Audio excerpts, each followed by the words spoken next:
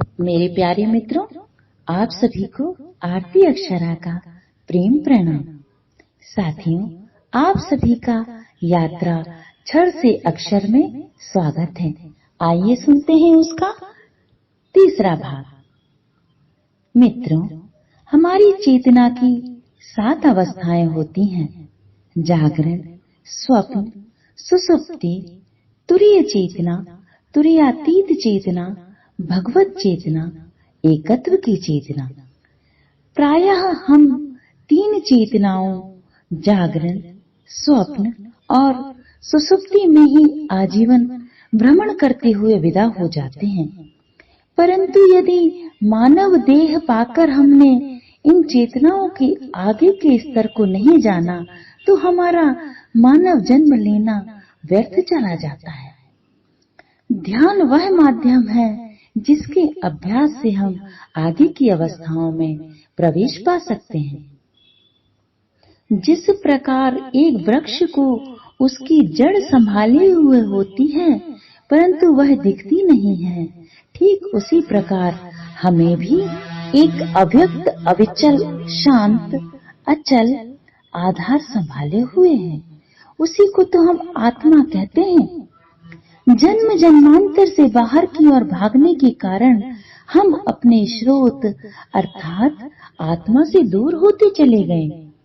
ध्यान वह माध्यम है जिस पर सवार होकर हम अपने स्रोत की ओर यात्रा करना शुरू कर सकते हैं। अभी तक हमने जो भी जाना है वह पढ़कर या सुनकर जाना है और उसी को सच मान लिया है।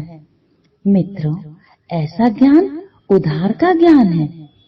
ध्यान के द्वारा हम उस परम तत्व को अनुभव कर सकते हैं।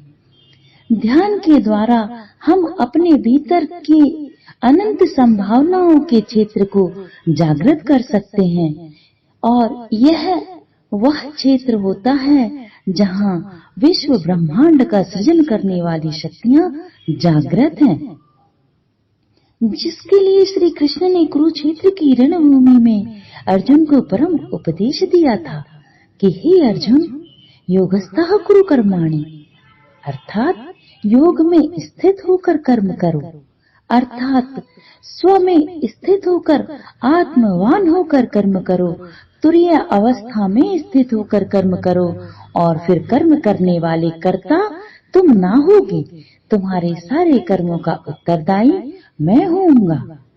उठो, जागो, इससे पहले कि बहुत देर हो जाए अपनी चेतना की पुण्य भूमि पर ध्यान का बीज रोपित कर दो। जो एक दिन छूट ही जाना है उस पर क्या पकड़ बनाना। जो एक दिन छूट ही जाना है उसे आज ही क्यों ना छोड़ दें और थाम लें उस शाश्वत सत्ता की उंगली। आओ ध्यान करें और ध्यान की कुंजी से खोल दें जन्मों जन्मों से पड़े अज्ञान के उन तालों को जो हमने स्वयं ही लगाए हुए हैं।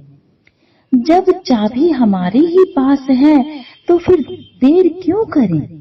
आओ ध्यान करें।